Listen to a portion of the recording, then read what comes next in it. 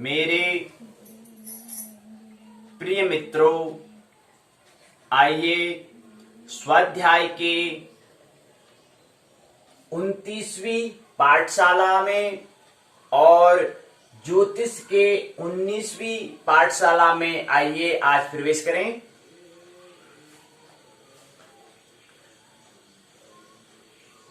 जैसा कि आप जानते हैं, पिछले पाठशालाओं से हम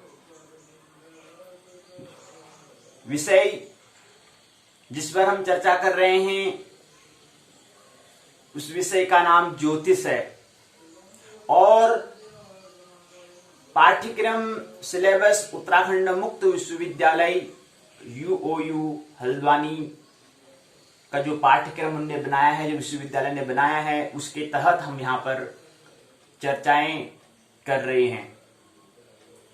तो आज की पाठशाला में आइए प्रवेश करें। 11 अक्टूबर 2020, डे 29, ज्योतिष 19 JY 102 स्नातक प्रथम वर्ष का द्वितीय प्रश्न पत्र, विषय ज्योतिष, मानविकी विद्या शाखा के अंतर्गत आता है। उत्तराखंड मुक्त विश्वविद्यालय ने विद्या शाखा और विभागों को विद्या शाखा के अंतर्गत रखा है। तो मानविकी विद्या शाखा के अंतर्गत ज्योतिष को रखा। तो ज्योतिष का जो स्नातक प्रथम वर्ष का जो प्रथम प्रश्न पत्र है उस पर हम चर्चा कर चुके हैं। अब हम स्नातक प्रथम वर्ष का द्वितीय प्रश्न पत्र ज्योतिष जो है उसका विश्वविद्यालय ने नाम दिया है। ज्योतिष का ही दूसरा भाग जो है और प्रथम वर्ष में है, उसका उसने नाम दिया है, उसको व्यक्त करता है JY 102, नाम दिया है जन्म कुंडली निर्माण। उस पुस्तक का नाम दूसरे साल का जो दूसरा भाग जो है ज्योतिष स्नातक प्रथम वर्ष का जो दूसरा भाग है उस पुस्तक का नाम दिया है जन्म कुंडली निर्माण। पहला जो प्रथम वर्ष का जो पहला ज्योतिष का जो पहला भाग था JY 101 ब्रह्मांड एवं काल, उसका नाम पहले प्रश्न पत्र का नाम ब्रह्मांड एवं काल दिया था। दूसरे प्रश्न पत्र का नाम दिया है जन्म कुंडली निर्माण। तो जन्म कुंडली निर्माण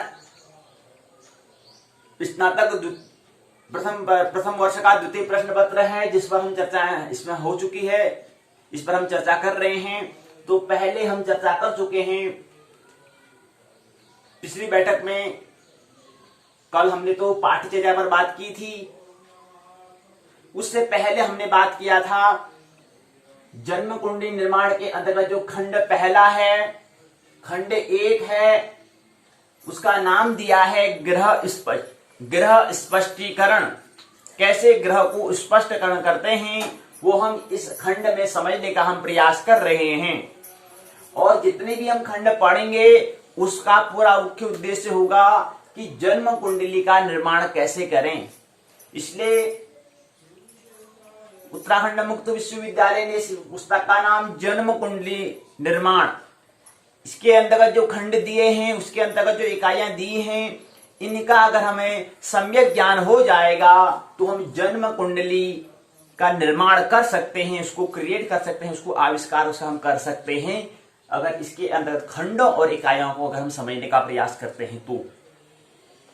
तो खंड पहला ग्रह स्पष्टीकरण में हमने पहले प्रथम और द्वितीय इकाई को हम समझ चुके हैं। प्रथम इकाई जो थी इष्टकाल था, द्वितीय इकाई जो थी वो था पंक्ति स्थित ग्रह। ये दो इकाई पर हम क्या कर चुके हैं, पाठशाला कर चुके हैं। अब आज की जो पाठशाला है इकाई तृतीय इकाई चतुर्थ इकाई पर हम आज बात करेंगे। लेकिन उससे पहले हम आज की जो पाठशाला है उसको हमने विभाग किए हैं, उसके भाग किए हैं। पहला भाग है नौकरी से कर्तव्य की ओर यात्रा, पहले इस पर हम समझेंगे। उसके बाद फिर हम जो ग्रह जन्म JY 102 जन्म कुंडली निर्माण खंड 1 के अंतर्गत खंड 1 जिसका नाम ग्रह स्पष्टीकरण दिया है, इसके अंतर्गत आने वाली तीसरी और चौथी इकाई को समझेंगे। ये आज की पाठशाला भाग 2 पर हम समझेंगे। इसके पश्चात 2 बिंदुओं पर और हम बात करेंगे। ज्यादा वक्त तक उनके पास सूरज क्यों, तीसरा भाग ये रहेगा। चौथा भाग रहेगा पूरे सप्ताह की डायरी, ये चौथा भाग रहेगा। उसके बाद 5वां भाग जो JY 102 जन्म कुंडली निर्माण खंड 1 ग्रह स्पष्टीकरण के अंतर्गत तृतीय और चतुर्थ इकाई जो है उसको हम उत्तराखंड मुक्त विश्वविद्यालय में जो पाठ बनाया है, जो पुस्तक है, उस पुस्तक के माध्यम से इसको संक्षिप्त में समझने का प्रयास करेंगे। फिर आज की पाठशाला पूर्ण हो जाएगी। तो आइए इन भागों में, प्रथम भाग में आइए भाग एक में आइए प्रवेश करें। तो भाग 1 है नौकरी से कर्तव्य की ओर यात्रा। नौकरी में होता है जॉब और कर्तव्य में होता है करियर अर्थात दायित्व, अर्थात हमारे स्वरोजगार, अपना अंदर जो कौशल हुनर है उसको बाहर निकालना, उससे फिर आजीविका का अर्जन करना, तो उसको हम कर्तव्य कहते हैं, करियर कहते हैं। और नौकरी होता है, जॉब होता है, जहां पर हमें पैसों की आवश्यकता होती है तो हम वहां पर काम कर रहे होते हैं। वहां पर हमारा मन और तन दोनों से हम संपूर्ण मन तन से हम नहीं कर रहे होते हैं, केवल अपनी परिस्थिति को सुधारने के लिए हम कर रहे होते हैं। उसको हम नौकरी कहते हैं, उसको हम जॉब कहते हैं। और कर्तव्य होता है, करियर होता है, जो हमारे अंदर जो हमारा हुनर, जो हमारा कौशल, जो परमात्मा ने हमें भेजा है, जिस ड्यूटी के लिए, जिस काम के लिए, जिस कर्तव्य के लिए, दायित्व के लिए हमें यहाँ वसुधा में भेजा है, उसका पूरा करने के लिए उसको हम करियर से व्यक्त करते हैं। तो हमें नौकरी से कर्तव्य की ओर यात्रा, ट्रेवल कैसे करना है, कैसे यात्रा करना है, उसको समझने का प्रयास भाग 1 में करते हैं। तो भाग 1 में हम 2021 से 2027 अर्थात 7 साल के बारे में थोड़ा हम यहाँ पर योजना के बारे में, प्लानिंग के बारे में थोड़ा बात करते हैं। तो उससे आसान हो जाता है। एक प्रश्न बन जाता है कि नौकरी को कर्तव्य में कैसे रूपांतरण करें। प्रश्न वो बन जाता है कि जो हम नौकरी से कर्तव्य की ओर यात्रा कर रहे हैं, तो इससे संबंधित एक प्रश्न बन जाता है। प्रश्न ये बनता है कि नौकरी को कर्तव्य में कैसे रूपांतर करें। और एक बात को बार बार स्मरण करा दे रहे हैं, अल्बर्ट आइंस्टाइन कहते हैं कि प्रश्नों के लिए हमें संभावना होनी चाहिए, और संभावना के लिए विज्ञान क्या है, प्रयोगशाला है। तो अल्बर्ट आइंस्टाइन कहते हैं कि प्रश्न के लिए संभावना की आवश्यकता होती है, लेकिन ख्याल रहे उससे पहले हमारे पास प्रश्न होना चाहिए। प्रश्न होगा तो ही संभावना होगी, और संभावना होगी तो ही विज्ञान का जन्म होगा, विज्ञान का आविष्कार होगा, विज्ञान का क्या होगा, सृजन होगा, उससे पूर्व नहीं। तो याद रहे, उस सूत्र को भी ध्यान में रखते हुए यहाँ बताइए इसको सूत्र का उपयोग हमें करना है। तो नौकरी को कर्तव्य में कैसे रूपांतर करें, हाउ, मतलब कैसे इसको ट्रांसलेट करते हैं, रूपांतरण करें, इसके बारे में एक प्रश्न बन जाता है। तो उसको, ये हमारे पास क्या है, एक समस्या है, एक प्रॉब्लम है, इसका समाधान, इसका सॉल्यूशन कैसे होगा, इसको हम समझने का प्रयास करते हैं। तो सॉल्यूशन एक ही होता है कि नौकरी अर्थात जॉब जो है, कर्तव्य अर्थात करियर जो है। नौकरी मीन्स होता है जॉब। जो व्यक्ति विकास को उपलब्ध करना चाहेगा, उसको अपनी परिस्थिति सुधारने के लिए वो पहले नौकरी करेगा, जॉब करेगा, लेकिन उस जॉब पर वो संतुष्ट नहीं रहेगा, क्योंकि उस समय उसको परिस्थिति सुधारनी है। तो परिस्थिति समतोल कर लेगा तो उसके बाद में करियर की ओर यात्रा करेगा, अपने कर्तव्य दायित्व की ओर करेगा। वो अपने आप को झांकेगा, मेरे को क्या करना चाहिए, मेरे से कुछ अलग करना चाहिए। तो ये करियर मतलब होता है स्वरोजगार की ओर यात्रा करेगा, और एक नौकरी, ये जॉब जो होती है, क्या है, रोजगार है। तो रोजगार और स्वरोजगार में ये हम आज का एक भाग 1 को हम समझ रहे हैं आज की पाठशाला में। तो एक ही है, ये हमारे पास समस्या है, प्रॉब्लम है, इसका सॉल्यूशन हमें कैसा करना है, इसका हल कैसे करना है, एक ही है, चरणबद्ध तरीके से हमें कर्म करना होगा। सीक्वेंस वाइज हमें एक छोटे छोटे भाग से हमें क्या करना होगा, छोटे छोटे नियम सूत्र को लगाते हुए हमें क्या करना होगा, हमें अपने होश पूर्वक हमें क्या करना होगा, कर्म करना होगा, और एक छोटे छोटे से हमें क्या करना होगा, काम करना होगा। तो इसलिए हमने कहा कि 2021 से 2027 आने वाले 7 दिनों के बारे में हम थोड़ा यहाँ पर प्लानिंग के बारे में, योजना के बारे में यहाँ पर बात कर रहे हैं। उसके लिए एक यहाँ पर फॉर्मूला है, जो फॉर्मूला जीवन सूत्र हमने पिछली पाठशाला में बता चुके हैं, लेकिन यहाँ पर आधा भाग हमने फॉर्मूला, जो आधा जो सूत्र है उसको हमने यहाँ पर दिखाया है।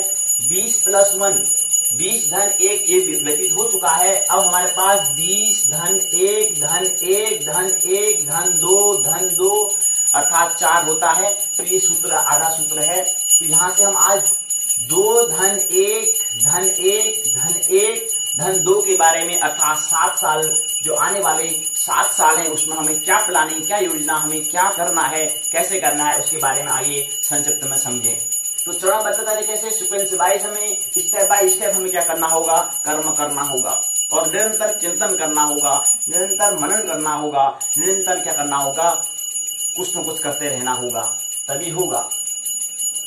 तो हमने बताया कि 2021 अभी 2020 चल रहा है, लेकिन 2021 में 3 जनवरी 2021 से 30 जून 2021 में हम क्या करेंगे, स्नातक द्वितीय वर्ष में प्रवेश करेंगे। लेकिन उससे पहले महत्वपूर्ण एक बात समझानी महत्वपूर्ण हो जाती है। स्नातक जो हमारा वर्ष प्रारंभ हुआ था वह स्नातक 2019 से 2020 में पूर्ण होता है, स्नातक प्रथम वर्ष। और स्नातक द्वितीय वर्ष का जो सत्र है वो प्रारंभ 2020 से 2021 में हो जाता है और स्नातक तृतीय वर्ष 2021 से 2022 में क्या हो जाएगा, प्रारंभ हो जाएगा। तो ये 3 वर्ष से क्या बनता है, स्नातक कार्यक्रम जो विश्वविद्यालय ने बनाया है, उत्तराखंड मुक्त विश्वविद्यालय, जो उनका सत्र है वो 2019 से 2020, 2020 से 2021, 2021 से 2022, 19-20, 20-21, 21-22 ऐसे चलता है। और यहाँ पर 19 जो है 1 जुलाई 2019 से 30 जून 2020 तक के स्नातक प्रथम वर्ष होता है। उसके बाद 1 जुलाई 2020 से 30 जून 2021 तक स्नातक द्वितीय वर्ष होता है और ऐसे ही 1 जुलाई 2021 से 30 जून 2022 तक स्नातक तृतीय वर्ष होता है। तो ये 3 वर्ष हैं, लेकिन ये सीक्वेंस, ये क्रम में थोड़ा व्यवधान आ चुका है, थोड़ा विकृत हो चुका है। तो इसलिए ये इस तरह से न होकर के ये इस तरह से बनता है कि 2021 है, 2020 में हम बात कर रहे हैं कि 2020 हमने कहा कि क्या है, स्नातक प्रथम वर्ष जो है वह 14 सितंबर 2020 से प्रारंभ हुआ। ये वैसी विकृति यहाँ पर आई। इस सीक्वेंस में जो सत्र था उसमें थोड़ा क्या हुआ, ऊंच नीच हो चुका है। तो ये क्या हुआ, 14 सितंबर 2020 से प्रारंभ हुआ, होना इसको था कितने, 1 जुलाई 2019 से प्रारंभ होना था, लेकिन थोड़ा लेट में, थोड़ा देर इसमें प्रारंभ हुआ है। 14 सितंबर 2020 से हुआ है 31 दिसंबर 2020, 31 दिसंबर 2020 तक ये चलेगा। ये स्नातक प्रथम वर्ष पर हम उसकी हम कहां पर क्या करेंगे, पाठशाला का आयोजन करेंगे। उसके बाद स्नातक द्वितीय वर्ष 3 जनवरी 2021 से 3 जून 2021, जो हमने यहाँ पर लिखा है 2021, 3 जनवरी 2021 से 30 जून 2021 जो हम बता रहे हैं, ये जो 6 महीने का वक्त है, इसमें स्नातक द्वितीय वर्ष का जो उत्तराखंड मुक्त विश्वविद्यालय का जो पाठ्यक्रम है, जो सिलेबस है, उस पर हम यहाँ पर पाठशाला आयोजन करेंगे, ये हमने बता दिया है। और इसके बाद स्नातक तृतीय वर्ष जो होता है 30 जून 2022 तक रहेगा और प्रारंभ हो जाएगा 1 जुलाई 2021 से प्रारंभ हो जाएगा, 30 जून 2022 तक चलेगा। लेकिन इसमें क्या है कि जो स्नातक तृतीय वर्ष है वो प्रारंभ हो जाता है 1 जुलाई 2021 से वो प्रारंभ हो जाता है, लेकिन 1 जुलाई 2021 से प्रारंभ होगा, उसके मध्य में यहाँ पर हमें एक प्रमाण पत्र, संगणक कंप्यूटर सर्टिफिकेट, एक प्रमाण पत्र के हम यहाँ पर पाठ्यक्रम है उस पर हम वार्तालाप करेंगे। उसका हमने यहाँ पर 1 जुलाई 2021 से 31 दिसंबर 2021 6 महीने का वक्त हमने यहाँ पर लिया हुआ है। और क्योंकि 1 जुलाई 2021 से ही क्या है, स्नातक तृतीय वर्ष प्रारंभ हो जाता है, इसलिए संगणक प्रमाण पत्र और स्नातक तृतीय वर्ष जो पाठ्यक्रम है, इन दोनों को हमें साथ लेकर क्या करना होगा, पाठशाला का आयोजन करना होगा। तो इसलिए 1 जुलाई 2021 से 31 दिसंबर 2021 31 दिसंबर 2021 अर्थात 6 महीने में क्या होगा, संगणक प्रमाण पत्र जो है वो उसकी पाठशालाएं पूर्ण हो जाएंगी। लेकिन स्नातक तृतीय वर्ष अभी जारी रहेगा। वो पूर्ण कब होगा, 30 जून 2022 में पूर्ण हो जाएगा। तो लेकिन संगणक प्रमाण पत्र और स्नातक तृतीय वर्ष ये दोनों पाठ्यक्रम को हमें एक साथ हमें क्या करना होगा, एक साथ यहाँ पर पाठशाला का हमें आयोजन करना होगा। तो ये ख्याल रहे। तो उसके बाद हमने ये बात कर ली है कि चरणबद्ध तरीके से हमें कैसे कर्म करना है, प्रॉब्लम जो है इसकी समस्या को हमें कैसे समाधान करना है। अब दूसरी बात आती है 1 जुलाई 2022 से क्या क्या कार्यक्रम होंगे, उसके बारे में थोड़ा समझ लें। तो 1 जुलाई 2022 से क्या क्या कार्यक्रम जो है, उसके बाद परास्नातक कार्यक्रम होता है, थोड़ा इसमें ऊंच नीच हो सकता है, ये बात ख्याल रहे। तो स्नातक परास्नातक कार्यक्रम जो है 2022 से 2023 प्रथम वर्ष, 2023 से 2024 द्वितीय वर्ष ये रहेगा। उसके बाद फिर क्या है, 2 वर्ष में क्या हो जाएगा, परास्नातक कार्यक्रम जो होगा विश्वविद्यालय के द्वारा जो दिया होगा वो ज्योतिष का ही विषय होगा, ज्योतिष में ही परास्नातक कार्यक्रम होगा। उसको यहाँ पर पाठशाला का आयोजन 2022 से 2023, 2023 से 2024 में हम करेंगे। 2024 मतलब 30 जून 2024 में क्या होगा, परास्नातक कार्यक्रम क्या हो जाएगा, उसकी पाठशाला यहाँ पर पूर्ण हो जाएंगी। उसके बाद फिर 1 जुलाई 2024 से क्या होगा, ये 6 महीने का जो वक्त है, 1 जुलाई 2024 से 31 दिसंबर 2024 का जो वक्त है, इस वक्त में junior research fellowship JRF junior research fellowship जो है इसका क्या होगा, हमें तैयारी करनी होगी, इसकी हमें प्रिपरेशन करनी होगी। इसके लिए हमें तैयार करना है, इसका वक्त हमने 6 महीने का वक्त रखा है, जो इसका इसी विषय पर हमें तैयारी करनी होगी। उसके बाद फिर 2025, 2026, 2027, 2028 4 साल का जो वक्त है, ये वक्त क्या रहेगा, ये वक्त वो जो डॉक्टर ऑफ फिलोसफी जो होता है, PhD और या DPhil जो होता है, उसका हम यहाँ पर बात कर रहे हैं।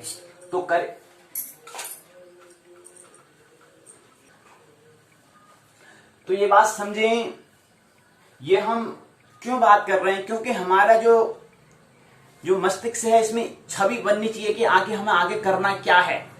क्योंकि ज्योतिष क्या है, भविष्य की तलाश है, मूलतः भविष्य की तलाश है, विज्ञान अतीत की तलाश है। अतीत और भविष्य दोनों के योग से क्या बनता है, वर्तमान बनता है। उससे क्या बनता है, व्यक्तित्व बनाना होता है, व्यक्तित्व का निर्माण करना होता है, पर्सनालिटी बनाना होता है। तो इसलिए हमें क्या करना होगा, विज्ञान का भी, अतीत का भी और भविष्य का भी, ज्योतिष का भी, हमें दोनों का सहयोग लेने से हमें क्या करना होगा, इसलिए हमें उस दोनों का सहयोग लेना होगा। इसीलिए हमने यहाँ पर क्या करा, एक नौकरी से कर्तव्य की ओर यात्रा, जॉब से करियर, रोजगार से स्वरोजगार की ओर, ट्रैवल कैसे करना है, यात्रा कैसे करनी है, इसको हमने आज की पाठशाला भाग 1 में रखा है।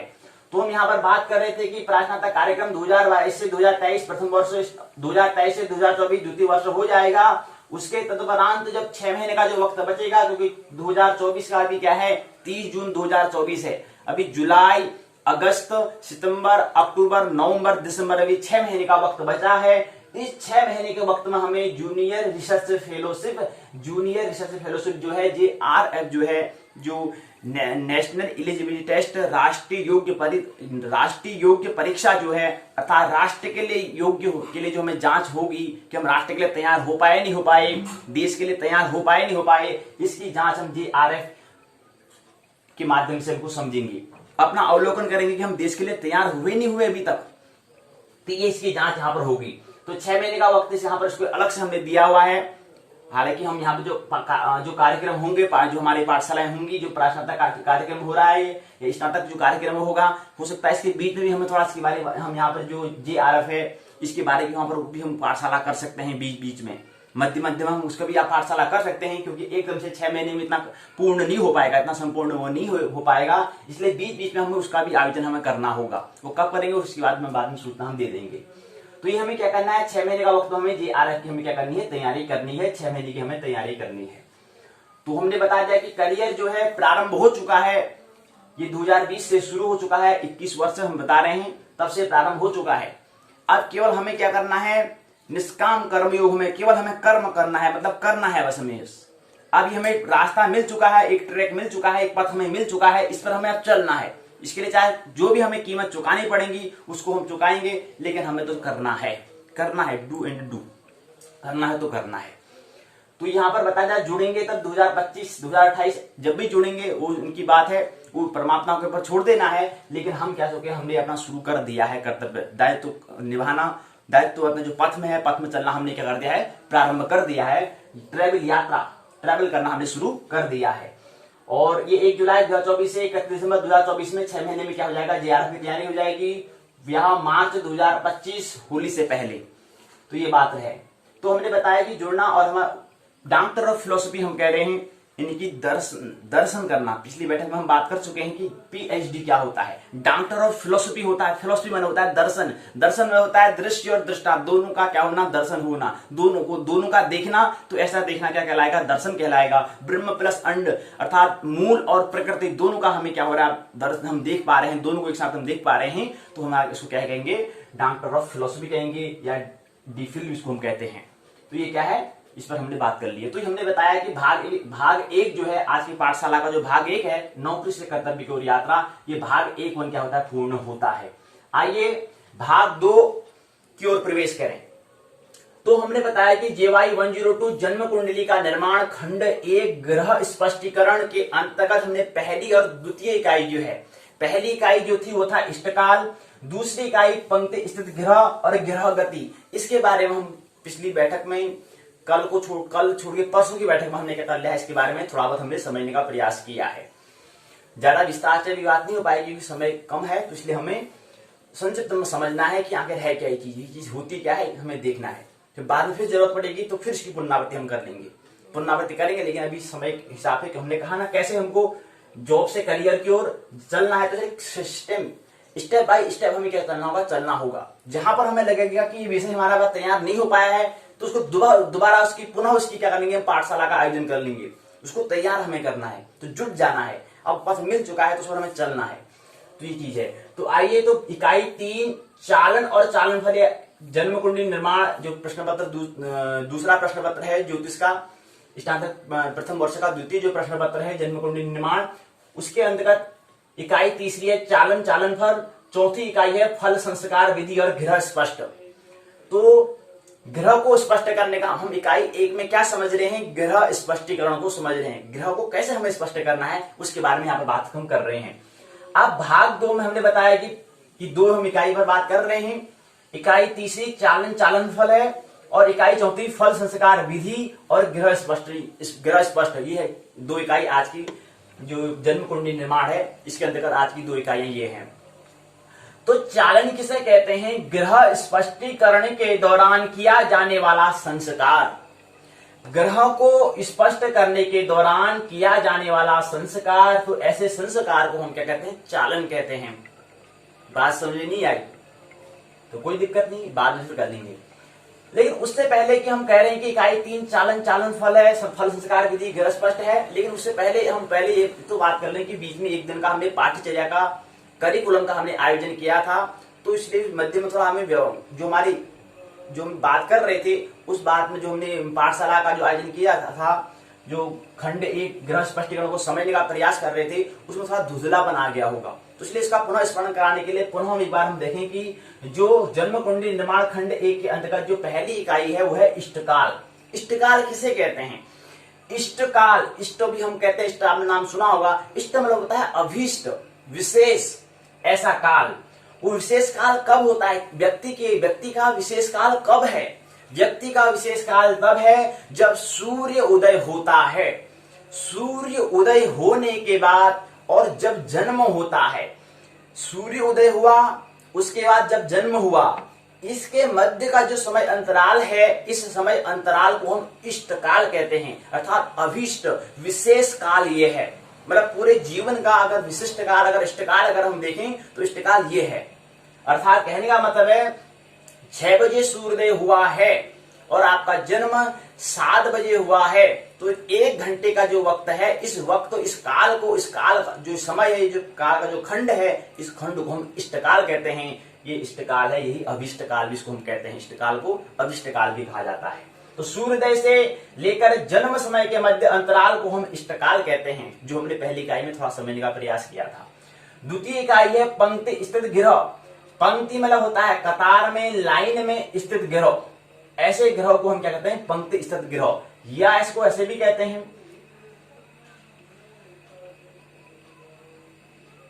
पंक्ति स्थित ग्रह भी कहते हैं, या इसको ऐसे भी कहते हैं, पंचांग में स्थित ग्रह को हम क्या कहते हैं, पंचांग में स्थित ग्रह को पंक्ति स्थित ग्रह कहते हैं। क्या पंचांग में कोई ग्रह स्थित रहते हैं क्या?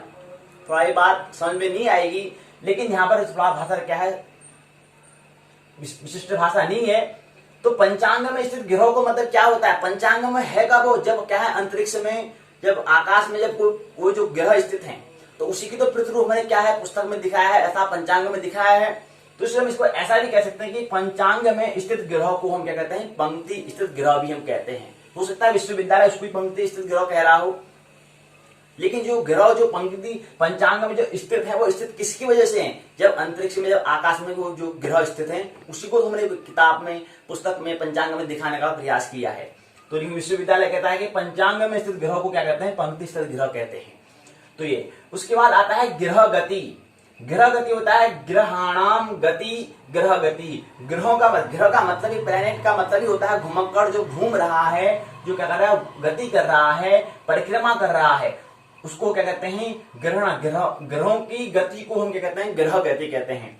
और ग्रहों के भ्रमणात्मक, भ्रमण धन आत्मक अर्थात भ्रमण करना मतलब होता है घूमना। याद रहे, गति दो तरह से हो सकती है, एक रेखीय, एक लाइन में, कतार में एक सीधी गति हो सकती है, एक वर्तुल गति होती है। लेकिन याद रहे, जीवन की जो गति होती है वो वर्तुल ही होती है। अर्थात कोई भी पिंड जो है, कोई भी अंतरिक्ष में कोई पिंड है, वो क्या करता है, वर्तुल गति करता है, वह रेखी गति नहीं करता है। वो कैसी गति करता है, सर्किल में करता है, वर्तुल में करता है। तो ये ख्याल रही। तो ग्रहों के इसलिए भ्रमणात्मक कहा है। अब भ्रमण जो हम कह रहे हैं, भ्रमण मतलब हम कहते हैं, हम भी भ्रमण जाते हैं, तो भ्रमण मतलब होता है घूमना। घूमना मतलब, अब याद रहे, हम कहीं घूमने जाते हैं, तो घूमने जाते हैं मतलब टहलने हम कहीं जाते हैं। घूमने मतलब ये नहीं कि भाई ऐसे वर्तुल में घूम रहे हूं, थोड़ा भाषा समझे। घूमने जाते मतलब हम कहीं, हम क्या है, या कहीं जा रहे हैं, कहीं पर हम क्या है, जा रहे हैं, लेकिन वो घूमना हमारा क्या, वर्तुल में जा रहे हैं, लेकिन वर्तुल में हम इसलिए इसको कहेंगे भ्रमण, इसको हम कहेंगे। तो भ्रमण मतलब होता है घूमना, अर्थात एक वर्तुल में गति करना। चूंकि हम कहीं भी जाएंगे, पृथ्वी जो है वर्तुल में गति कर रही है, इसलिए हम इसको भ्रमण भी हम कह सकते हैं। प्रातःकाल भ्रमण करना चाहिए, तो भ्रमण ही कह सकते हैं। पृथ्वी क्या है, वर्तुल में ही गति कर रही है। हम कितने भी हम रेखीय गति करेंगे, अंततः हम वर्तुल में ही आ जाएंगे, तो इसलिए इसको भ्रमण कहते हैं। तो इसलिए कहा है कि ग्रहों के भ्रमणात्मक, भ्रमण धन आत्मक, भ्रमणात्मक जो गति होती है, जो क्रिया है, उस क्रिया का नाम है ग्रह गति, भ्रमणात्मक। और ग्रह साधन क्या होता है, ग्रहाणाम साधनम, ग्रह साधनम होता है। पंचांगों में प्रतिवर्ष ग्रहों की दैनिक स्थिति को जानने के लिए किया जाने वाला साधन, किया जाने वाली गणना, किए जाने वाली कलना, उसको हम क्या कहते हैं, ग्रह साधन कहते हैं। ग्रह को साधना है कि आप ग्रह क्या है, भ्रमण कर रहा है, वो प्रत्येक वर्ष में कहां कहां पहुंच जाता है, उसकी जांच परख, उसकी साधना हमें करनी पड़ती है। वो देखते हैं कि अभी इसकी स्थिति कहां पर है, अभी स्थिति कहां है, इतने से एक वर्ष का, एक साल यहाँ व्यतीत हो चुका है, पृथ्वी ने एक वर्तुल अपना पूरा कर लिया है, तो उस ग्रह ने कहां पर स्थित है। ग्रह भी तो अपनी गति कर रहा है, ग्रह भी तो वर्तुल में गति कर रहा है, तो पृथ्वी भी एक ग्रह है, तो ग्रह कहां कहां पहुंच चुका है, इसकी साधना कहां पर करते हैं, ग्रह साधना हम करते हैं। साधते हैं कि उसकी स्थिति को जानते हैं कि वर्तमान की स्थिति वो एक्चुअल में कहां पर स्थित है, ये यहाँ पर देखा जाता है। ख्याल रहे, जो हमें तारे जो हमें ग्रह तो कम दिखते हैं, क्योंकि सौर मंडल में कम है, लेकिन तारे हमें ज्यादा दिखते हैं। तो तारे क्या है, तारे जहां पर हमें दिखते हैं, तारे वास्तव में वहां पर स्थित नहीं है।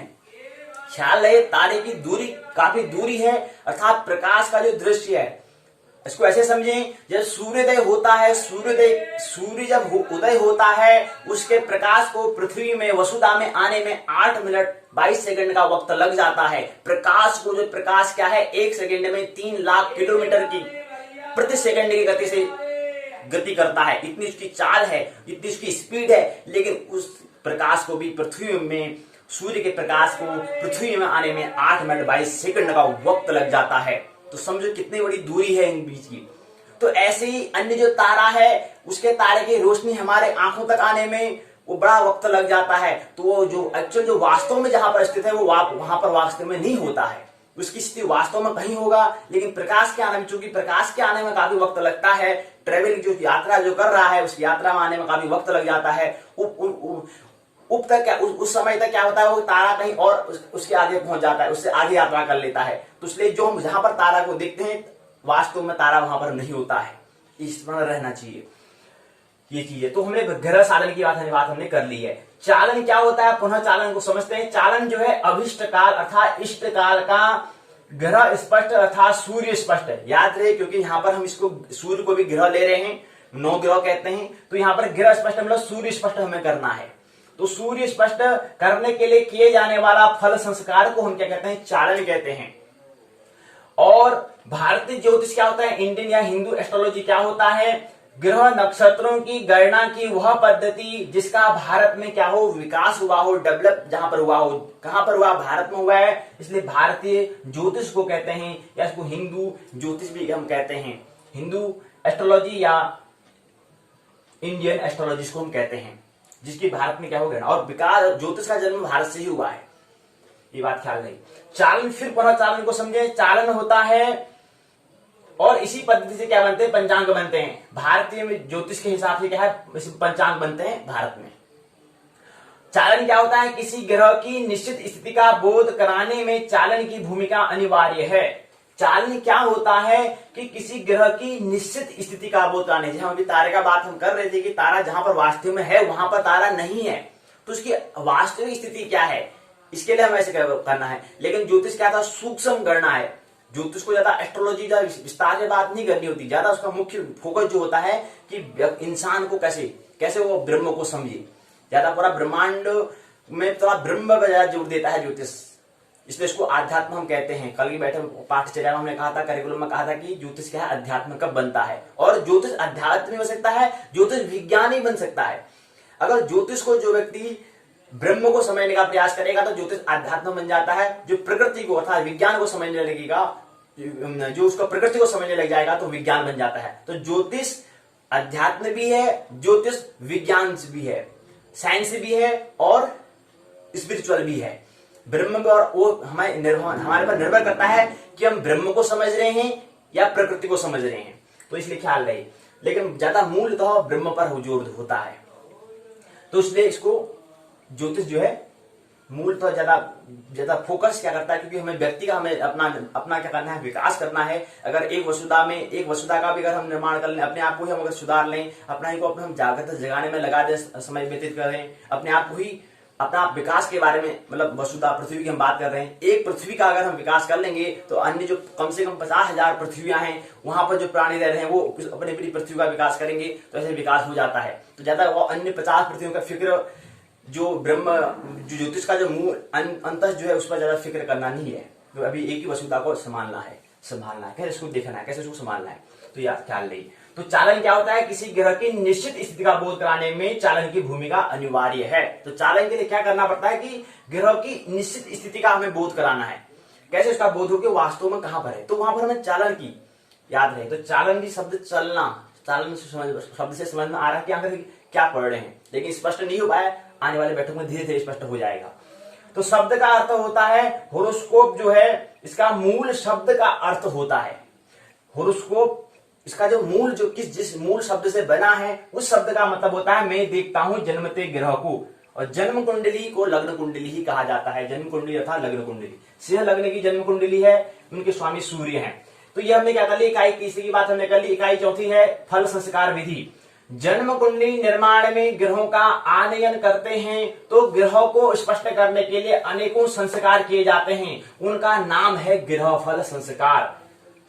अनेक ग्रहों का हमें क्या करना पड़ता है, संस्कार करना पड़ता है। और कौन कौन से अनेक संस्कार हमें करने होते हैं, जैसे पहला आता है चालन फल हमें करना होता है, दूसरा मंद फल हमें करना होता है, तीसरा शीघ्र फल हमें करना होता है, चौथा चर फल हमें करना होता है, पांचवा अयनांसादित हमें करना होता है, अयनांसादि हमें करना पड़ता है। ऐसे मतलब क्या करते हैं, अनेक हमें संस्कार करने पड़ते हैं। इसी को फल संस्कार विधि, फल संस्कार मेथड इसको हम कहते हैं।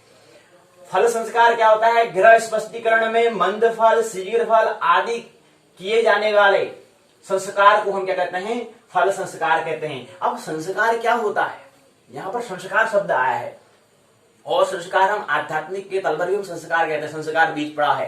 तो इसका क्या मतलब है, प्रश्न कर रखे हैं, प्रश्न करें कि संस्कार क्या है। यहाँ पर जो विश्वविद्यालय ने संस्कार शब्द का प्रयोग किया है, क्या वो वही जो ब्रह्म के हम संस्कार की बात करते हैं, क्या उसका और इससे कुछ एक ही लेना देना है, या एक ही है, एक ही उसका अर्थ है, या अलग अलग अर्थ है। तो समझें संस्कार क्या है और कैसे संस्कार की हम यहाँ पर बात कर रहे हैं, इसको समझिए, प्रश्न है यहाँ पर। दूसरा, सूर्य ग्रहण और चंद्र ग्रहण क्या है। चंद्रमा द्वारा सूर्य के ढके जाने को हम क्या कहते हैं, सूर्य ग्रहण कहते हैं। पृथ्वी द्वारा चंद्रमा के ढके जाने से हम क्या कहते हैं, उसको कहते हैं क्या हुआ, चंद्र ग्रहण हो गया। ग्रहण मतलब होता है ढकना, मतलब भाग में अदृश्य हो जाना। तो चंद्रमा के द्वारा सूर्य के ढके जाने से, चंद्रमा के द्वारा सूर्य के ढके जाने से, अब कौन ढक जा रहा है, कौन किसका हिस्सा हमें दिखाई नहीं दे रहा है, सूर्य का हमेशा ही नहीं हिस्सा क्या है, वो हिस्सा हमें दिखाई नहीं दे रहा है, इसलिए इसको हम सूर्य ग्रहण कहते हैं। ग्रहण मतलब होता है ग्रहण करना, खाना, निगलना। तो ऐसे सूर्य को ग्रहण कर दिया हम लोग कहते हैं। तो ग्रहण का मतलब होता है कि चंद्रमा के द्वारा उसके कुछ भाग को ढक दिया है, ढकना है, मतलब उसको ग्रहण करते हैं, खा दिया ऐसे, खाना ऐसा बात नहीं है, वो ढक दिया है, तो हमको दिखाई नहीं दे रहा वाला हिस्सा, तो इसलिए हम सूर्य ग्रहण उसको कहते हैं। ऐसे चंद्रमा का भी होता है, लेकिन किसकी कृपा से, पृथ्वी की कृपा से। पृथ्वी की कृपा से क्या होता है, चंद्रमा का कुछ हिस्सा ढक जाता है, इसलिए उसको हम चंद्र ग्रहण कहते हैं। तो ऐसी पृथ्वी की कृपा, ऐसी चंद्रमा की कृपा सूर्य पर होती है, ऐसी पृथ्वी की कृपा चंद्रमा पर होती है, तो इसलिए इसको क्रमशः सूर्य ग्रहण और चंद्र ग्रहण कहते हैं। तो चंद्र ग्रहण, सूर्य ग्रहण मतलब सूर्य का भाग अदृश्य हो गया चंद्रमा के माध्यम से, और चंद्र का ग्रहण मतलब पृथ्वी के माध्यम से चंद्रमा का कुछ भाग क्या हो गया, ढक गया है, इसलिए सूर्य ग्रहण और चंद्र ग्रहण कहते हैं। एक यहाँ पर हमने यहाँ पर एक कुंडली दिखाई है कि हमने बताया कि यहाँ पर शुक्र 5वीं यहाँ पर राशि है, इसके बाद फिर 6वां, 7वां, 8वां, 9वां, 10वां, 11वां, 12वां, 1 2 3 4, ये ख्याल रहे, क्योंकि हम क्या कर रहे हैं, जन्म कुंडली का निर्माण कर रहे हैं, तो हमें ऐसा कुछ निर्माण हमें करना है। अभी तो ये बनाई हुई है, ऐसे हमें बनाना है। अब यहाँ पर शुक्र यहाँ पर 5, इस पहले भाव में शुक्र ही क्यों लिख दिया, ये शुक्र यहाँ पर क्यों नहीं लिखा, सब हमें खोज करने, विज्ञान की खोज करनी है, आखिर है क्या इसने शुक्र को यहाँ पर ही क्यों लिखा। तो जिस समय जन्म लिया होगा उस समय कुछ ऐसी स्थिति बनी होगी, तो कैसे हमें इसका निर्माण करना है, हम जन्म कुंडली का हमें निर्माण करना है, इसलिए यहाँ पर संकेत दे रहे हैं कि ऐसे हमें कुछ निर्माण करना है। एक भाग ऐसे जन्म कुंडली, ऐसे चंद्र कुंडली, बहुत सारी कुंडली होती हैं, उनका पूरा निर्माण यहाँ पर हमें करना है। लेकिन यहाँ पर मुख्य क्या है, हमारा जन्म कुंडली अर्थात लग्न कुंडली का बात हम यहाँ पर करेंगे।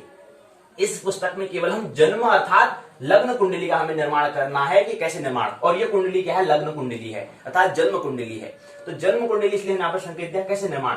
अब यहाँ पर देखिए, थोड़ा यहाँ पर संकेत ले लें कि यहाँ पर जो होता है, पहला जो खाना होता है ये क्या है, ये पहला भाव, फिर दूसरा भाव, तीसरा भाव, चौथा भाव, 5वां भाव, 6वां, 7वां भाव, 8वां भाव, 9वां, 10वां, 11वां और 12वां भाव। 12 भाव होते हैं, 12 राशियां होती हैं। यहाँ पर जो हमने ये हरे पेन से जो दिखाया है वो क्या है, जो हरे पेन से हमने दिखाया है यहाँ पर ये क्या है, ये पहले लग्न का, ये लग्नेश इनकी जो राशि, ये 5वीं जो राशि है, ये क्योंकि पहला जो 12 भावों में जो पहला भाव जो है, जो लग्न है, ये यहाँ पर जो पहला भाव होता है ये लग्न को दिखाता है, मतलब मुख्य इसी पर रहता है। 11 जो कमरे हैं उसका मुखिया क्या है, ये है, और अन्य जो पूरे जो अन्य जो 11 कमरे हैं उसको कौन देखता है, पूरे इसके अंदर, इसके पूरा कंट्रोल होता है, इसके अंदर जो भी है जो बैठे होंगे पूरा देख रहे, पूरा संस्थापक यहाँ इसका ये है, कौन सा पहला भाव, उसको लग्न कहते हैं। लग्न का मतलब ही ये होता है।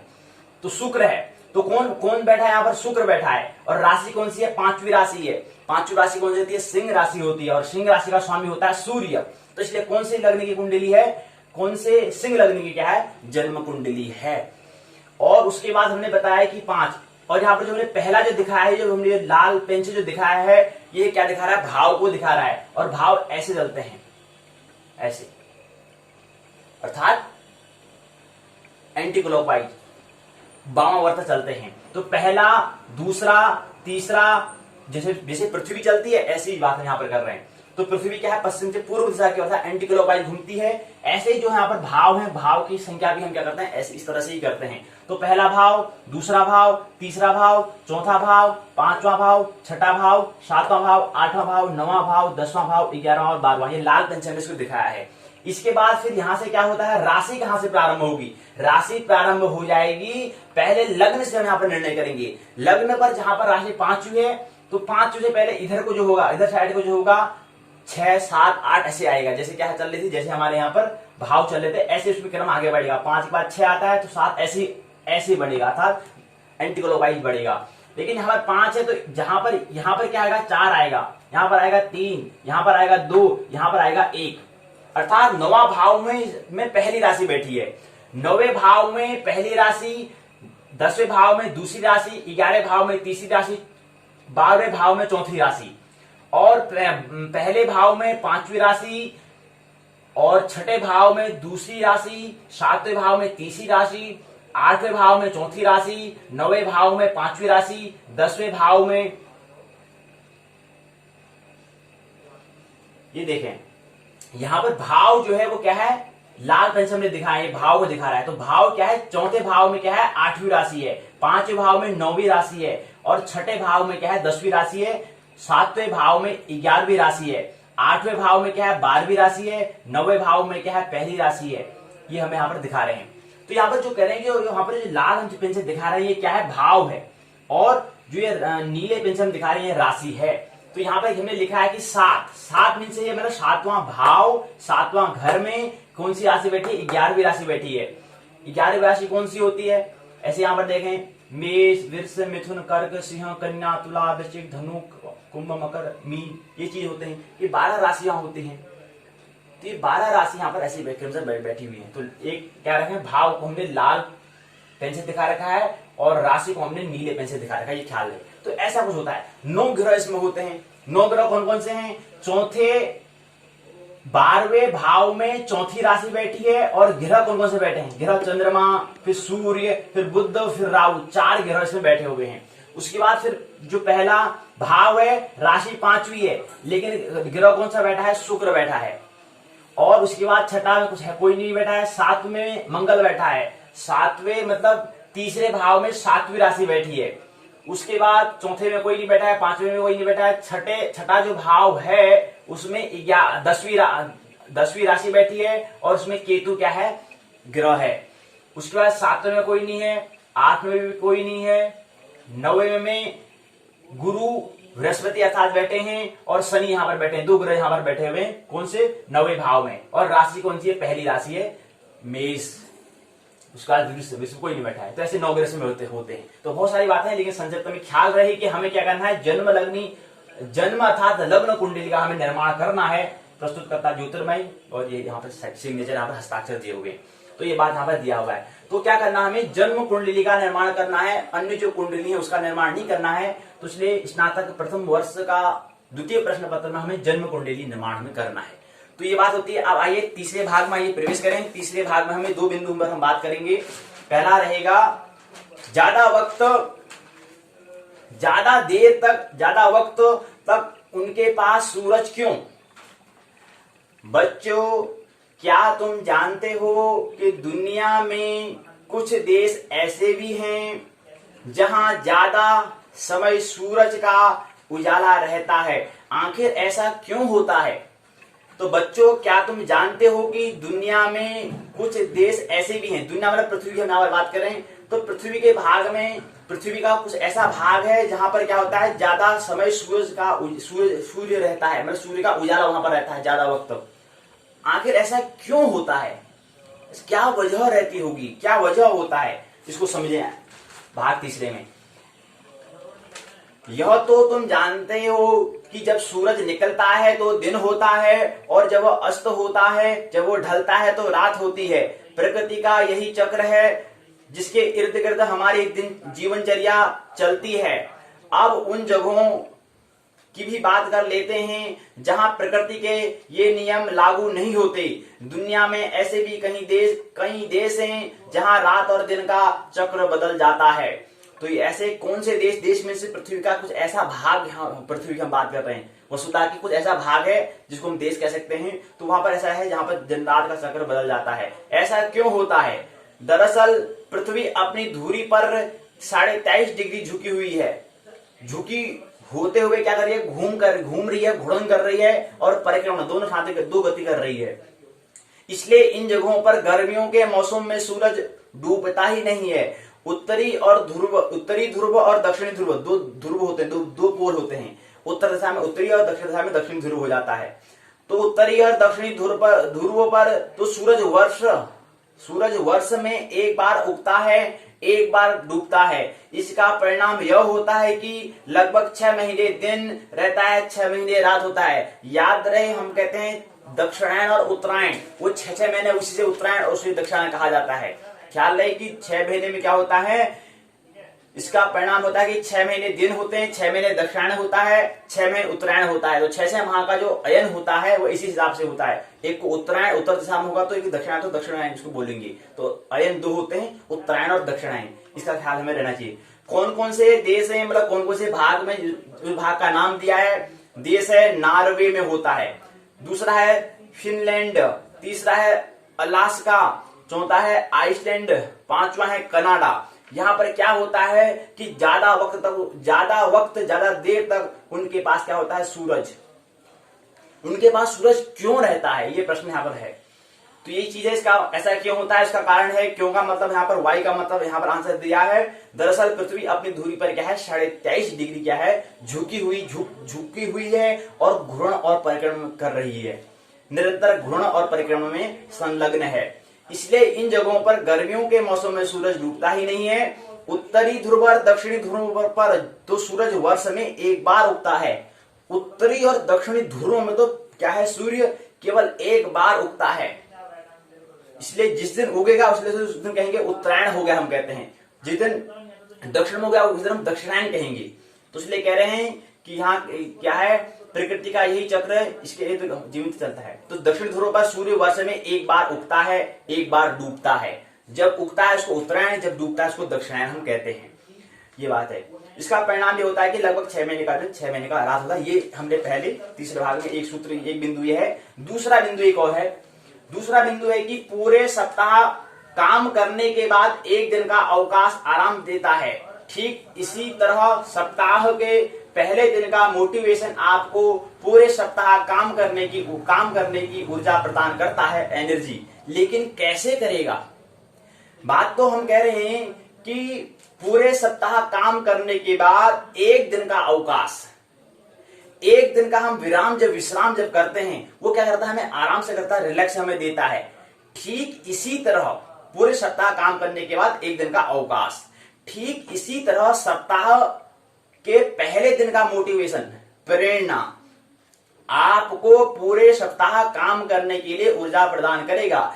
एक में हम यहाँ पर काम करने को बात करें, एक को यहाँ पर कर्म करने को, एक को हम विश्राम की हम बात कर रहे हैं। तो कह रहे हैं कि पूरे सप्ताह काम करने के बाद एक दिन का अवकाश हमें आराम देगा। वो आराम किसके लिए? ताकि हम अगला जो हमारा सप्ताह आएगा उस सप्ताह में हम मोटिवेशन रहेंगे, तैयार रहेंगे। तो पूरे सप्ताह काम करने के लिए एक हमें मोटिवेशन देता है। लेकिन कैसे होगा ये? एक मोटिवेशन क्या करेगा, हमें पूरे सप्ताह काम करने के लिए, जो 6 दिन होंगे उन 6 दिन में हमें पूरे काम करने के लिए क्या करता है, हमें मोटिवेशन करता है, ऊर्जा प्रदान करता है। मतलब एक जिज्ञासा, जोश हमें होता है कि हमें करना है। वो कैसे होगा? लेकिन कैसे? प्रश्न पूछो कैसे? तो पूरे बता रहे हैं। सारिका की आंख खुली तो सुबह के 6:30 बज चुके थे। आंख खुलते ही उसके मुंह से निकला, oh my God, oh my God, आज सोमवार है और मैं उठने में फिर लेट हो गई। लगभग हर कामकाजी महिला की यही कहानी है और यह दृश्य अमूमन हर घर में सोमवार को होता है। दरअसल सप्ताह भर काम करके सप्ताह अंत की मौज मस्ती के चलते अगले सप्ताह के पहले दिन का शेड्यूल जाने अनजाने बिगड़ जाता है। 1-2 दिन आराम के बाद सोमवार की शुरुआत तनाव से होती है। आजकल अधिकांश महिलाएं वर्क फ्रॉम होम कर रही हैं। ऐसे में जरा से मोटिवेशन से आप न केवल स्वयं को ऊर्जावान रख सकते हैं बल्कि अपने सहयोगियों और परिवार में भी उल्लास का वातावरण बनाए रख सकती हैं। वीकेंड पर जमकर सोएं। सप्ताह भर काम करके शरीर और मस्तिष्क, बॉडी और ब्रेन, यानी कि शारीरिक और मानसिक अत्यंत थक जाता है। मतलब हमारा मस्तिष्क भी थक जाता है और शरीर भी थक जाता है। तो वही बता रहे हैं, वीकेंड पर जमकर सोएं। मतलब जब वीक का जब एंड हो रहा होगा, सप्ताह का जब अंत हो रहा होगा, उस पर जमकर सोना चाहिए, पूरे बॉडी को रिलैक्स देना चाहिए। याद रहे, स्मरण रहे, जब पहली बार गर्भ में बच्चा होता है तो पूरे 24 घंटे सोता है। लेकिन धीरे धीरे क्रम क्या होता है, बढ़ जाता है। जब 7 साल का हो जाता है तो उसकी जो नींद की जो उसकी अवस्था है, नींद लेने की जो समय है वो 6 से 8 घंटे का होता है। फिर धीरे धीरे आगे जैसी उम्र बढ़ती है और मृत्यु के अंतिम क्षण में क्या होता है, नींद हराम हो जाती है, नींद गायब हो जाती है। ये स्मरण रहना चाहिए। तो क्या है, वीकेंड में जमकर हमें सोना चाहिए, जबकि हमें आराम करना है, विश्राम हमें करना है। और हमने कल की दिनचर्या में बात कहा था कि हमें विश्राम करना है, ज्यादा आपादापी दौड़ भाग हमें नहीं करना है, याद रहे।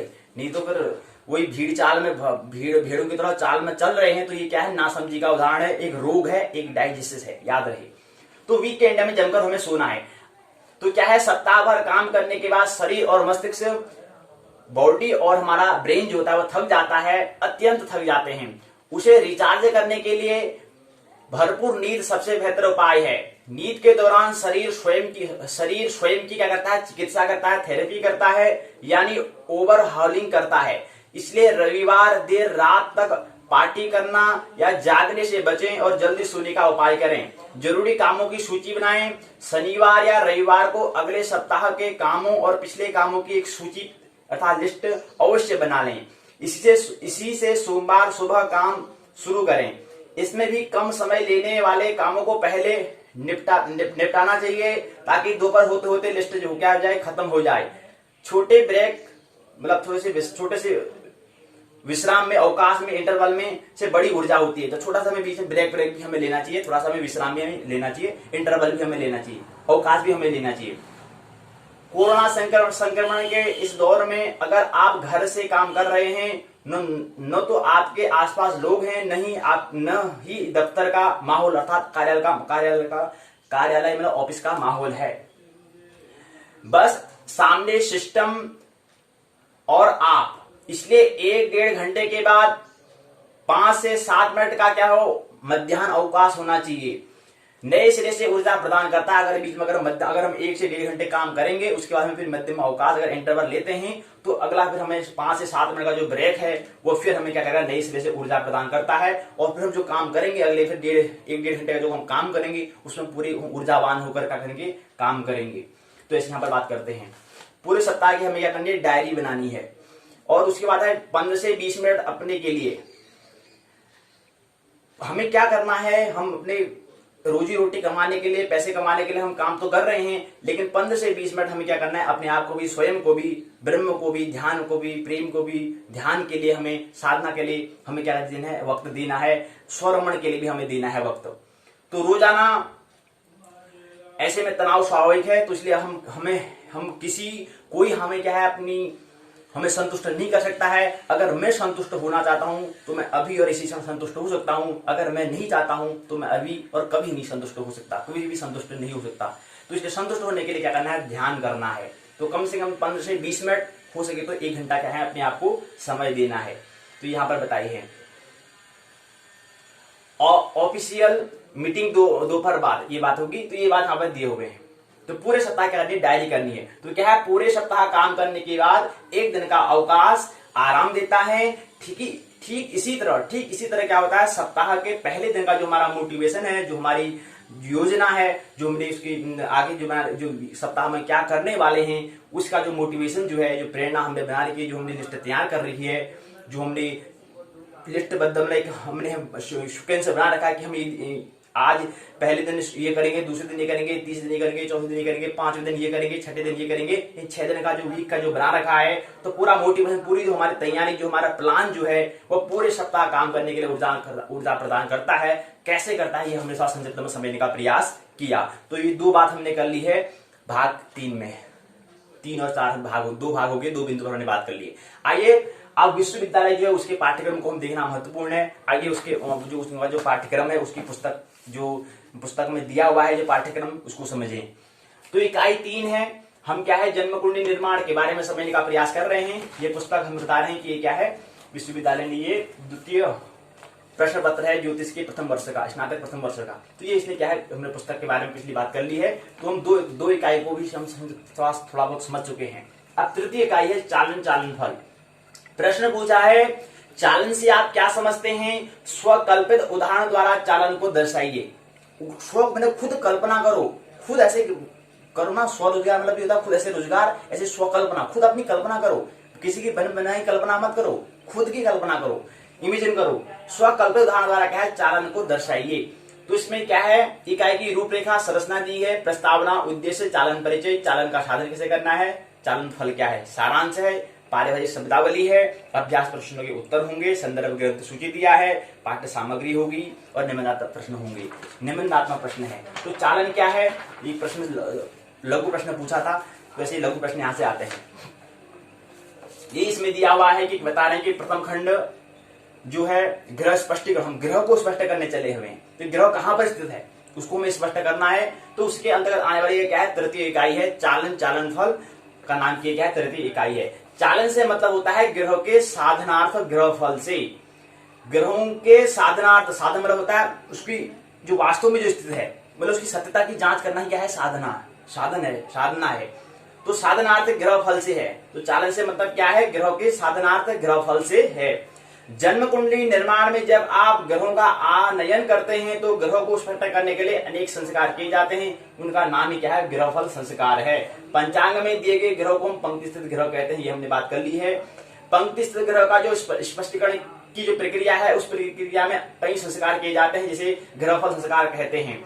उनमें एक चालन संस्कार भी आता है। इसके आयन की विधि आप इस प्रकार से यहाँ पर हम समझने का प्रयास इस इकाई में करेंगे। उद्देश्य इसमें दिया हुआ है, 6 उद्देश्यों की यहाँ पर बात की है। चालन फल क्या होता है, अभिष्ट काल का ग्रह स्पष्ट अर्थात सूर्य के स्पष्ट करने के लिए किया जाने वाला संस्कार को, फल संस्कार को हम क्या कहते हैं, चालन कहलाता है। तो फल संस्कार की यहाँ पर बात कर रहे हैं। हमने बताया कि ग्रह फल संस्कार के अंतर्गत क्या होते हैं, चालन फल होता है, मंद फल होता है, शीघ्र फल होता है, चर फल होता है, अयनांश आदि ये होता है। तो यहाँ पर कौन सा होता है, फल संस्कार होता है। क्या होता है, फल संस्कार के अंतर्गत आता है। फल संस्कार के अंतर्गत ये 4, 5, 6 बातें आती हैं, अनेक विधि आती है। कौन कौन सी विधि इसके बारे में यहाँ पर बात करें, ग्रह फल संस्कार विधि के अंतर्गत बात की जाती है, हो जाती है। तो काशी के शुद्ध चालन का ज्ञान कैसे कराना है, ये वहां पर बात दी है। हमने कहा चालन धन और ऋण दोनों हो सकता है। चालन क्या होता है, धनात्मक। चालन संस्कार ऋण और धन दोनों होता है, ये भी बात ख्याल रखनी चाहिए। बहुत प्रश्न पूछे हैं कि पंचांग में दिए गए ग्रह को डॉट डॉट डॉट मतलब बिंदु बिंदु दे रखा है, कहते हैं अभिष्ट काल का ग्रह स्पष्ट करने के लिए हेतु किया जाने वाला संस्कार को रिक्त स्थान है। और औदयिक का अर्थ होता है रिक्त स्थान। क्या होता है, पंक्ति से इष्टकाल आगे होने पर चालन को पंक्ति में रिक्त स्थान संस्कार करना चाहिए। काशी का अक्षांश है, अवकाश दिया है यहाँ पर, है क्या है, देशांतर और चरांतर दोनों के धन होने पर योगफल रिक्त स्थान अवकाश दिया है, डॉट डॉट दिया है, होगा क्या होगा। काशी के दिनमान में द्विगुण चरणांतर का संस्कार करने से इष्ट देशी शुद्ध होगा, रिक्त स्थान होगा क्या होगा, ये यहाँ पर बात यहाँ पर की हुई है। तो एक सावन दिन में 60 घटी, एक घटी में 24 मिनट, 60 पल, एक पल में 24 सेकंड, 60 विपल और 2.5 विपल सेकंड होते हैं, ये ख्याल रखना चाहिए। तो एक सावन दिन में 60 घटी और एक घटी 24 मिनट, 60 पल, एक पल 24 सेकंड, 60 विपल और 2.5 विपल 1 सेकंड होते हैं। तो ये ख्याल नहीं रहना चाहिए क्या है कि एक सावन दिन में 60 घटी बराबर क्या होता है, एक 60 घटी जो होती है, एक 60 घटी से एक सावन दिन होता है अर्थात 24 घंटे होते हैं। और एक घटी बराबर क्या होता है, 24 मिनट के बराबर होता है, 24 मिनट के बराबर होता है, 24 मिनट 60 पल के बराबर होता है। और एक पल जो है 60 पल होते हैं और एक पल जो होता है 24 सेकंड के बराबर होता है और 2.5 विपल जो होता है 1 सेकंड के बराबर होता है। ये थोड़ा ख्याल लें, जो हमने बात कर रही है उसको यहाँ पर समझाने का प्रयास यहाँ पर कर रहे हैं। तो इस विकल्प के बारे में यहाँ पर दिया है, उत्तर भारत के पंचांगों में होने वाले चालन का प्रयोग, चालन का क्या महत्व है हमारे जीवन में, इसके बारे में यहाँ पर दिया हुआ है। जन्म कुंडली निर्माण हेतु प्रक्रिया में इष्टकाल के पश्चात पंक्तिस्थ ग्रह और ग्रह गति के पश्चात चालन का ज्ञान आवश्यक है। चालन किसी ग्रह का उसकी निश्चित स्थिति का ज्ञान बोध कराने के लिए आवश्यक होता है। चालन संस्कार धन और ऋण दोनों होता है। कुंडली निर्माण प्रक्रिया के साथ ग्रह स्पष्टीकरण में इसकी क्या है, अहम भूमिका होती है। ग्रह फल में एक चालन फल भी आता है, ये हमें समझना चाहिए। तो ये इस इकाई में हमने समझा। यहाँ पर यहीं पर क्या आता है, फिर प्रश्न शब्दावली दी हुई है, परिभाषित शब्दावली दी है, बहुत प्रश्न के उत्तर दिए हैं, संदर्भ ग्रंथ सूची दी है, सहायक पाठ्य सामग्री दिया है, प्रश्न पूछा गया है, निबंधात्मक प्रश्न बड़ा प्रश्न पूछा है। ख्याल ले 6 प्रश्न पूछे जाते हैं, 2 प्रश्न बड़े होते हैं, 4 छोटे होते हैं। तो बड़े प्रश्न है, चालन को समझाते हुए स्पष्ट कीजिए, चालन साधन की विधि लिखिए, काशी के शुद्ध चालन का गणितीय विधि लिखिए, स्वकल्पित चालन साधन कीजिए, पंचांग में चालन की क्या भूमिका है इसके बारे में बात करो।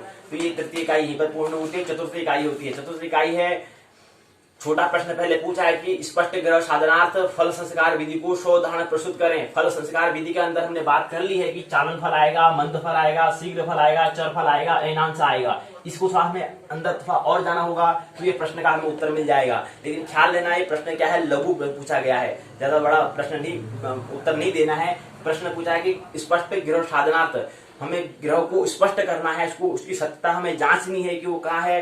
तो उसको साधनार्थ के लिए हमें क्या करना है, सत्य की खोज करनी है। ग्रह कहाँ पर वास्तव में स्थित है, इसके लिए हमें फल संस्कार विधि को समझना है। और फल संस्कार विधि क्या होता है, हमने बात की है कि जन्म कुंडली निर्माण में ग्रहों का आयन करते हैं, तो ग्रहों को स्पष्ट करने के लिए हमें अनेक संस्कार करने पड़ते हैं। अनेक संस्कार में चालन फल, मंद फल, शीघ्र फल, चर फल, अयनांश इत्यादि करना पड़ता है। फल संस्कार होता है कि ग्रह स्पष्टीकरण में मंद फल, शीघ्र फल आदि किया जाने वाला संस्कार को हम क्या कहते हैं, फल संस्कार कहते हैं। वही फल संस्कार की विधि क्या होती है, मेथड क्या होती है, इन 4-5 जो विधि है, इन विधि को हम समझा देंगे। इन विधि के अंतर्गत चालन फल, मंद फल, शीघ्र फल, चर फल और अयनांश आ जाता है। इसको थोड़ा हमें समझाना है। और यहाँ पर 8 अंक मतलब 10 अंक का जो प्रश्न है, ये लघु प्रश्न पूर्ण हो जाएगा।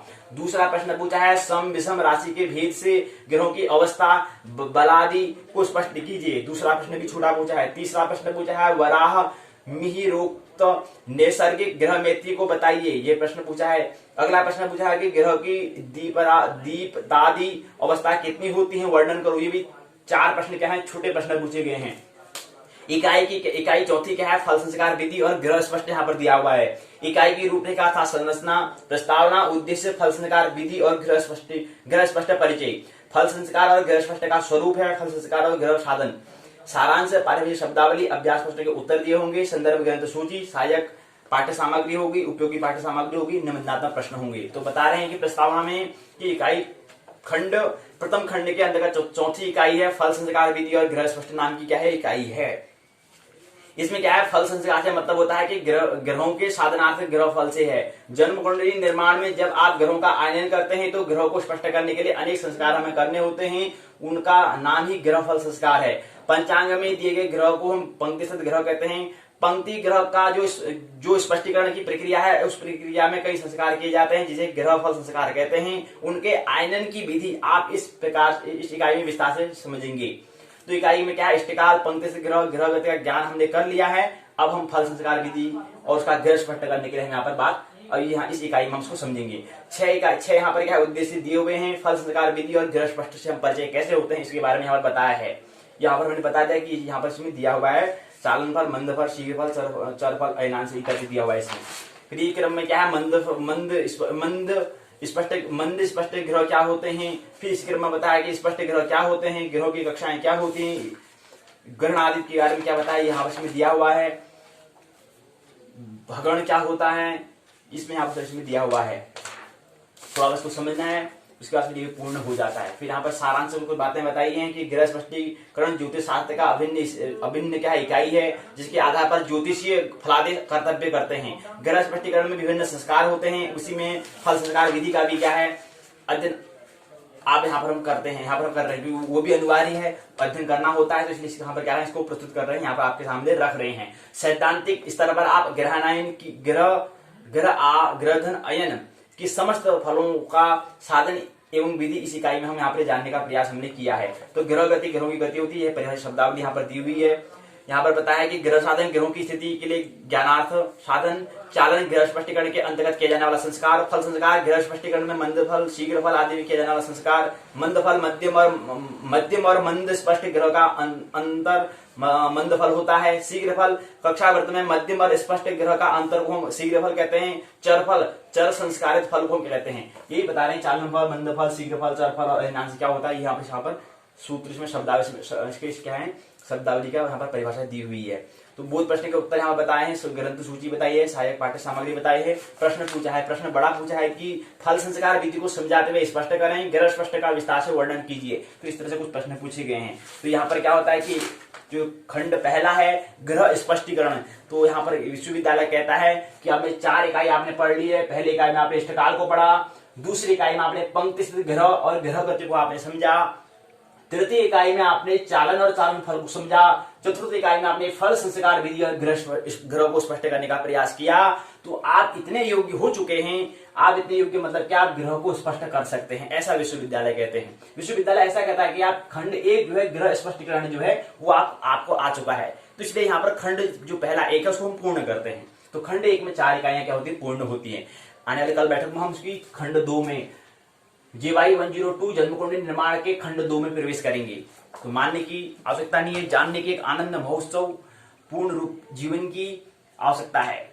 आनंद और महोत्सव, आनंद कैसे जाए, कैसे अपने जीवन को उत्सव बनाएं, कैसे अभिनय करें।